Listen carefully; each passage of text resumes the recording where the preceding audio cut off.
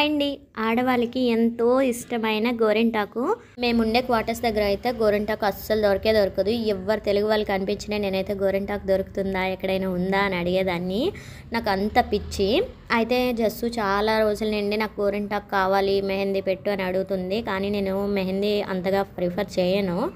అందుకని చెప్పి ఊరు వెళ్ళేటప్పుడు పెడదామని చెప్పాను. నేను ఫిబ్రవరిలో లీవ్కి వెళ్ళాను, అప్పుడు పెట్టుకున్నాము. మళ్ళీ ఇప్పటి వరకు గోరింటాకు పెట్టుకోలేదు. అయితే ఇక్కడ నుంచి తెలుగు వాళ్ళు సెలవుకి వెళ్ళారు. వాళ్ళు రిటర్న్లో వస్తున్నప్పుడు మా వారేమో అప్పడాలు తెప్పిద్దాం అనుకున్నారు. అయితే మా అమ్మకి చెప్పాను, అమ్మ అప్పడాలు కట్టి ఉంచు, స్టేషన్ వచ్చేటప్పుడు చెప్తాము, వాళ్ళకి ఇచ్చేయండి అని చెప్పాము.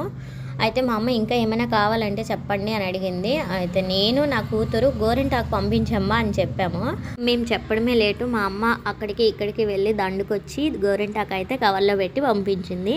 అక్కడి నుంచి ఇక్కడికి వచ్చేసరికి 2 days అలా పట్టింది కదా. కొద్దిగా తేమ చేరి కొద్దిగా ఆకులు అయితే పాడైపోయాయి. అవన్నీ తీసేసి మిగతాదైతే మేము మిక్సీ పట్టి పెట్టుకున్నాము. ఇంకా ఎక్కువ మొత్తంలో అయితే 2 రకాల ఆకులు అయితే పంపించింది. ఒక చెట్టుదంట బాగా పండుతుందట, ఒక చెట్టుది లైట్గా పండుతుంది అని చెప్పింది. అయితే ఇందులో ఖరాబ్ అయినవన్నీ కూడా ఆకులన్నీ ఏరేసి ఇది మొత్తాన్ని కూడా ఎండబెట్టి పౌడర్ చేసి పెట్టుకోమని చెప్పింది. ఎప్పుడు కావాలంటే అప్పుడు పెట్టుకోవచ్చు, పౌడర్ అయితే చేసుకొని పెట్టుకో అని చెప్పింది.